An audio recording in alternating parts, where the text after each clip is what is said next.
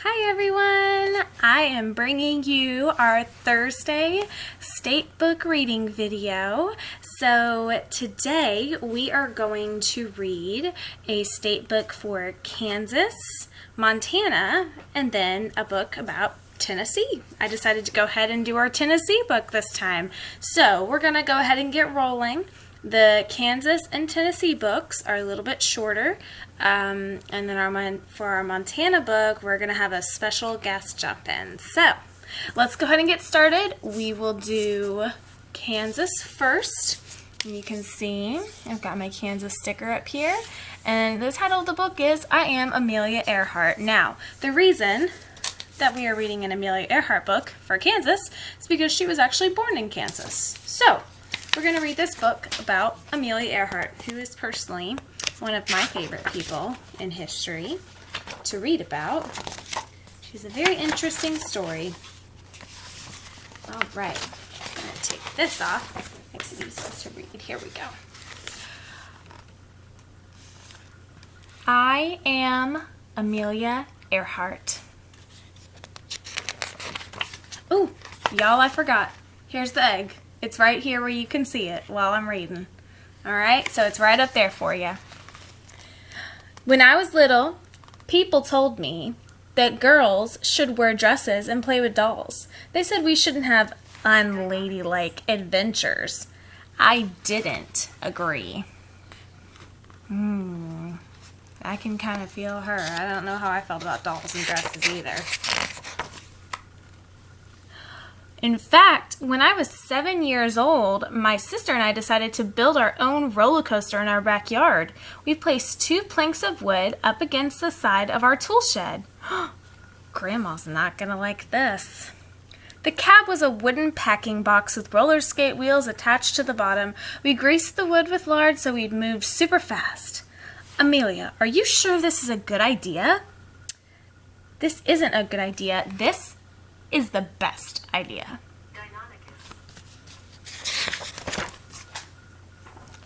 Of course, I got to ride first. This was my moment. Here we go. In 3, 2. I still remember the wind in my face. My stomach seemed to sink. I was flying. Look at her. She looks so happy. The crash was loud and noisy and messy. It certainly wasn't ladylike, but it was awesome. Amelia Earhart, take it apart this instant. That was awesome! It wasn't the last time I would fly. As I got older, I went to many air shows. When I was 23 years old, but still a kid at heart, my dad took me to meet Frank Hawks, a man who would eventually set many of his own flight records. For $10, Hawks agreed to take me on my very first flight. You ready? Oh, I'm ready.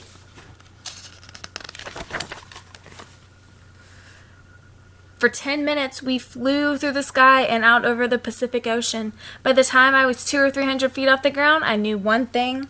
I had to fly.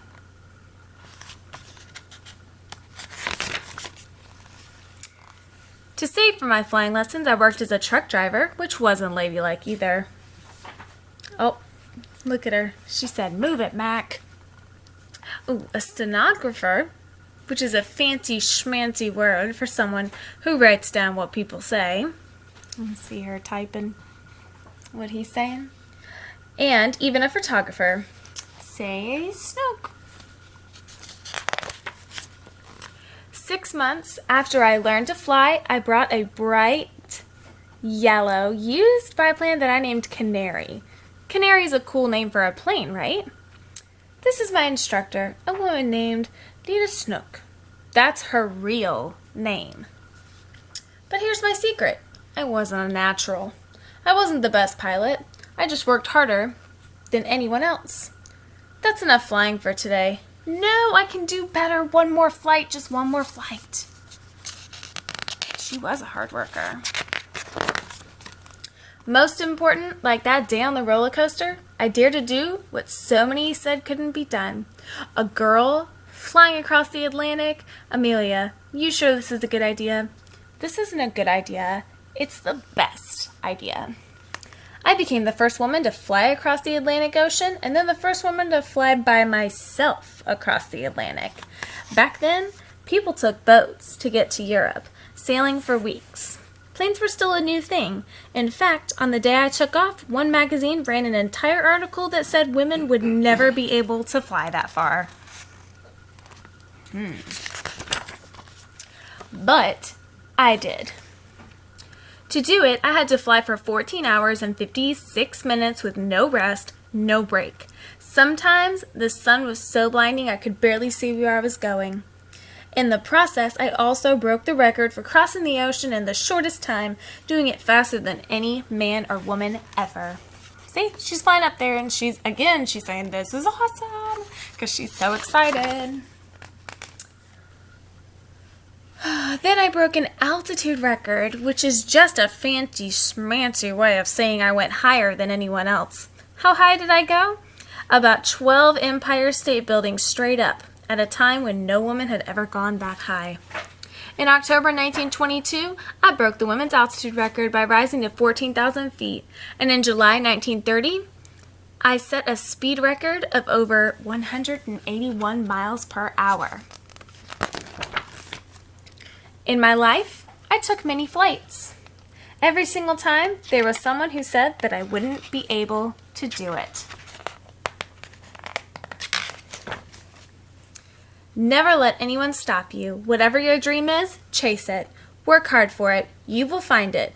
It is the best lesson I can give you. I am Amelia Earhart. I know no bounds, and I hope you'll remember that the greatest flight you'll ever take is the one no one has tried before. And here on the back page is a picture of Amelia Earhart, and it says, "Never interrupt someone doing what you said couldn't be done." That's a quote of hers. All right, that's Kansas, short and sweet. I took the cover off that had the sticker on it, but that's Kansas for us. Let's do Tennessee really quick. Here's our Tennessee book. It's called Love is All Around Tennessee. A pretty good reminder for us with, everything going on all around right now. Love is a feeling that comes from inside. Everyone feels it. It can't be denied. But how do we know that it's there? What's the clue? How can we see it? Just what can we do? Love's all around if you just pay attention. In people and places too many to mention. Go look at the park, on the street, at the mall. You'll see love all over. It's big and it's small. Around Tennessee, in cars and on trains, in taxis and buses, on boats and on planes, in Memphis and Brentwood, in Germantown too, you'll find there is love that will come into view. I think you'll start to hear some cities that you know for sure. Hear some things that sound familiar. Right there on the lawn in cool Shelby Park is a mom with her baby hearing songs of a lark. She swaddles him, cuddles him, kisses his ear. That surely is love. It's perfectly clear.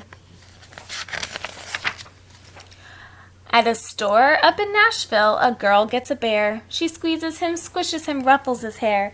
It's clear that she loves him. She's smiling and bright. She tucks him in softly and gently at night. It sounds like she loves the teddy bear. That same little girl the very next day sees a friend at her school who is too sad to play. So she sits down beside him and listens and shares, making sure that he knows there's someone who cares. Now the boy who was sad feels much better, you see, so he runs home all happy to play with McGee. They romp and they frolic, they fetch and they run. It's certain he loves him. They're having such fun. I think we all have fun with our dogs when we get home and all our pets, right? You can see how love travels when shared with a friend. If everyone shares love, it will never end. From one to another it spreads and it grows. You can't have too much, as everyone knows. An officer in Franklin who helps change a flat. A fireman in Knoxville who rescues a cat. The home team that makes the crowd cheer and clap. Each moment has love, like a gift you unwrap. This says LP Field, which, it's actually called Nissan Stadium now, but if you ask your parents, they probably still think of it as LP Field as well, where the Titans play football. There's a father who sits at the table each night, helping out with the homework to get it just right. He's tired and busy, but that's love, giving up what you want to help someone else grow. I bet your parents help you do that after you get home. It's not only people who show love, it's true. Just come see the creatures that play at the zoo. The polar bear tumbles and rolls with her cub, and when they are finished, she gives him a rub. There's a couple of zoos in Tennessee, but you could see them at the Nashville Zoo, all the animals hanging out together. Not right now, but at different times. Where else is there love? Have we looked all around? I think we've forgotten. Love grows from the ground. In the meadows and gardens and parks you will find that the earth shows us love of all shapes and all kinds. Wherever you look, love comes into sight. It's there in the morning, it's there in the night. But in all Tennessee, the best love you'll find is a love that is gentle and selfless and kind. Oh, I love that message. It's the love found at home. It shows up each day in things people do and in things people say. There is no greater love, I can tell you it's true, than the love of your family. Especially for you. There you go. I'm sure you heard some familiar cities in there and maybe some places that you're familiar with, but that's our Tennessee book. So we read Tennessee, Kansas, and now we're going to bring in a special guest to hit up our Montana book. So some of you guys have met him before, but this is Colton. How's it going, guys? This is my husband, and he may not have gone to college for studying dinosaurs, or he may not be a paleontologist. I'm not. But he certainly knows a lot about dinosaurs. He loves dinosaurs, mostly because of Jurassic Park. But he loves dinosaurs. So, in Montana, because you see our sticker right here, it says Montana, that is one place where you can dig up a lot of dinosaur fossils, right? Yep, that's a huge place where they find them. Right. There's a lot of research done there. So, that's why, for Montana, we are going to learn about dinosaurs. So we're just going to kind of flip through the pages of this book. They tell us a lot about dinosaurs. And we're just going to kind of see on each page some interesting fun facts that we can learn about dinosaurs. All right. Oh, contents. All right. What do we have on this page? So the first part of the book talks about dinosaur clues. How do we know so much about dinosaurs? Well, we know about them because just like in Montana where they dig them up, we find dinosaur bones around the world, especially in Montana. That's a big place where they find them. And then they kind of make discoveries based on that and then just kind of make observations from what they're looking at and how they believe that dinosaurs lived. So on this first page, we've got a really great model of a T-Rex, which I think most everybody knows about the T-Rex. So. You have to know about a T-Rex. I think we all know about T-Rexes. All right, what about this page? So the next page here is showing you kind of face-to-face with some dinosaurs that you may know or not know. There's a couple on here that are really popular. The Gallimimus, that's a really fast dinosaur that we know now, that we've learned from kind of digging in the fossils. We've got Compsognathus. Those were little kind of scavengers. Those are another popular one. And then I think everybody knows about Triceratops, so with the three horns. So that's a real popular one. So yes, it is. Is it a Stegosaurus? Yes, over here in the corner we do have a Stegosaurus in the book. There's a Stegosaurus. And the book's going to talk a little bit more about each of these in just a minute. So awesome. Okay. Ooh, Fast and Fierce. So the next one here is let's see. Sorry, I'm looking at this from the side. It's going to be your Deinonychus, which Deinonychus is kind of what I'm sure you guys have heard of Velociraptor, right? That's a popular one. If you've seen Jurassic Park or Jurassic World, those are kind of the main characters, the main dinosaurs. That's what this is based on, is this particular dinosaur. This was one of the first ones that they discovered in its whole entirety. So when we find dinosaur bones, we only find kind of bits and pieces, but this was the first of the raptors that they found the whole complete skeleton almost. So that's how they, how those movies decided to model those creatures off of. I was going to say, when I saw this in the book, it looked a lot like a velociraptor to me, and I know that velociraptors are very fast, and they're very fierce, so I thought that was interesting, but I wasn't seeing the name velociraptor, so that makes more sense. Yeah, absolutely. Yeah, it's just a distant cousin. Yeah, cool. So the next page here is kind of your beaky dinosaurs. So we talked about Gallimimus earlier. So a lot of these beaky dinosaurs are going to be herbivores, so meaning that they only eat plants. And then the Gallimimus was one of the fastest ones here. And then you've got a couple other ones that are not as well known as the Oviraptor. Some of those that aren't as well known, but are just kind of very popular dinosaurs. So yeah. The Gallimimus, see, it says was the largest ostrich dinosaur, which I guess makes sense because ostriches run really fast, right? So he probably ran a lot like an ostrich, right? Yep, absolutely. Probably, especially in speed. Pretty quick. Ooh, teeth. Teeth. So Ooh. terrible teeth. So this is one of the best chapters in the book. So you got T-Rex, the king of the jungle in the day of the dinosaurs. Allosaurus, another really fierce one there. And then the Compsognathus is one of the smallest of kind of the sharp edge teeth because he was a scavenger. So, but it just kind of talks about teeth and kind of what we've learned about a lot of these dinosaurs and how they ate based on their teeth structure. Yeah. Some of them, I don't know, they got some pretty scary teeth. I don't think I'd want to come across them. So mighty meat eaters. So we go yeah. straight into the chapter on the meat eaters right after the teeth. One of my favorites on this page here is Baryonyx. So Baryonyx is a big, got a long snout, kind of like a crocodile, and it would kind of hide out in the water to catch big fish or other dinosaurs that were kind of getting a drink of water there. You got T-Rex still here, Dilophosaurus, which is one of the most popular ones there, and then Allosaurus makes the page again. Carnotaurus is another very popular one as well on here. It kind of had two horns on its head, but these are kind of the most popular meat eaters. So now with the Dilophosaurus, because we've had this conversation before about what happens in the movie Jurassic Park and whether or not that's real. So in the movie, he has like this. What animal? Like a frill, yes, he has like a frill peacock almost. Pop up, I think. like a peacock, and then he makes a noise, and then in the movie he spits like this venom. Right. Goo. So early scientists thought that was what that was, but based on more findings of the Dilophosaurus, he didn't actually spit anything out, and none of them had a frill. So that was just movie magic. So movie magic. So see, even though it's a great movie. And, if you haven't seen it and you get to see it when you're a little bit older, you can totally watch it. But sometimes what we see in the movies isn't always totally accurate, even though it looks super cool. So these are some of the biggest dinosaurs on the earth here. So kind of the biggest one that you see over here in the corner is Barosaurus, which is very similar to like Brachiosaurus, if you know what that is, with the big long neck, and they eat off the tops of the trees. And so this is kind of the family of them here that you're seeing. Platosaurus. So you're going to see several of them here. Diplodocus.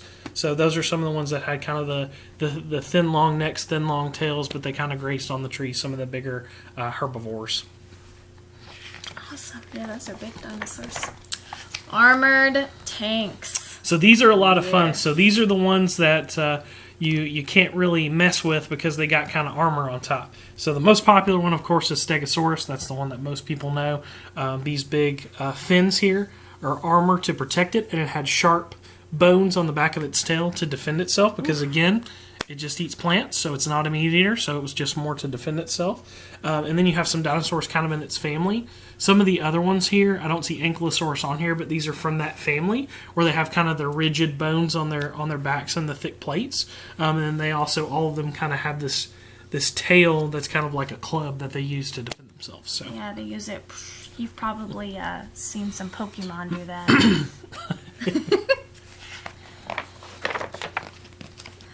Leaf eaters. So leaf eaters. So we've talked a lot about herbivores. These are kind of some of the bigger ones that a lot of people aren't aware of, but are some that have been found a lot, as you see some of the bone structures here. So iguanodon is probably the one that a lot of people know.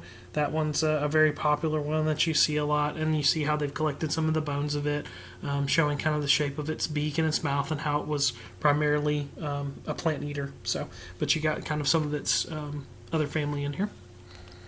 Oh, these plant eaters. Well, good. We can hang out with the plant eaters because they won't eat us. So you've got your duck-billed dinosaurs. One of my favorite ones here is Paracephalosaurus.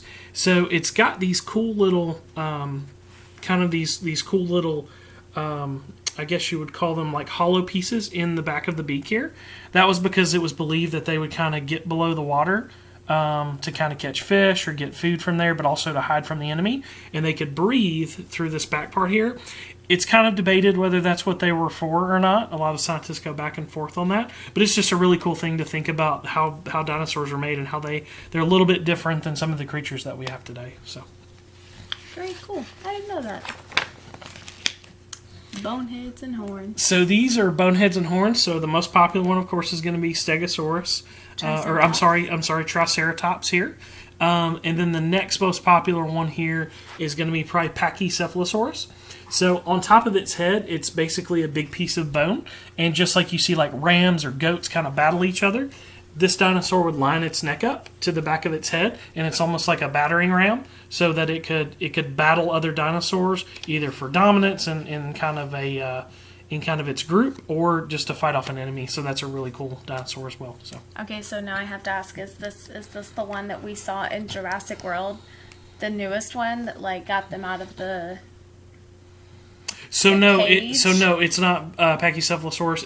It's kind of a cousin to it. I can't remember which one it was, but I know it's not Pachycephalosaurus. But it is similar to this one. Yeah, the only time you ever see that one is in the Lost World, Jurassic Park. Gotcha. So it's kind of like having like different like monkeys. You know, like Just you family see, groups. yeah, you see, you know, a dinosaur that looks similar to another kind of dinosaur, but you know, I mean, it's the same as all the other animals, right? You just you have some that look similar, but they're, you know, not exactly the same.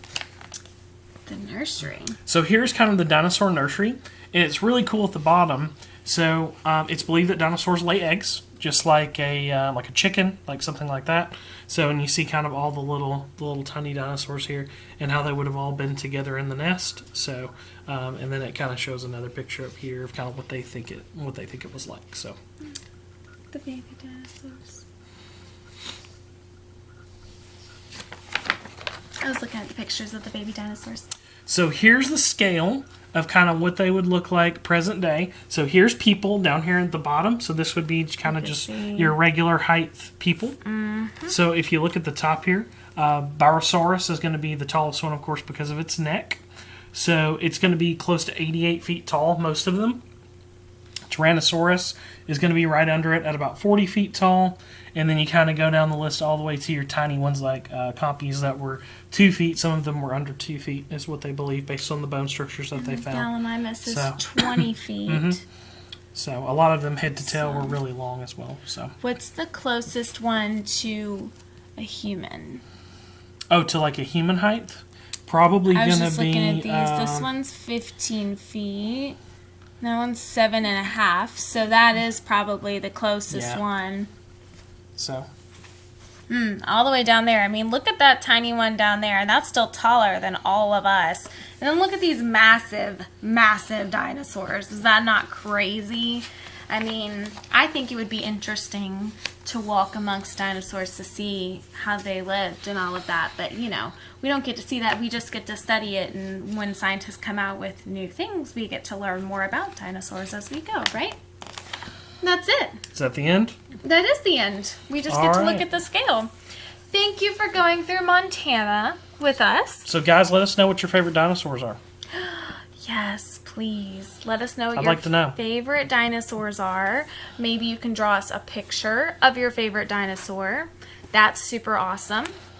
Or if you have any amazing ideas like Amelia Earhart built a roller coaster. I mean, that's pretty cool. So if you have any amazing ideas, or if you have any ways that you can share love around Tennessee, if you have any ideas, we would love to hear them from you. And I think that's it. Sounds good. All right, those are our 3 books. We covered 3 states: Montana, Tennessee, Kansas. So if you listen to this video, then you just have to tell your parents to send me an email, and I will make sure it gets marked off your list so that you get credit for listening to these books for our state book challenge. All right? Well, we'll post our next video soon, but for now, you guys have fun. Make sure you don't get too bored at your houses. And we will see you later. See you guys.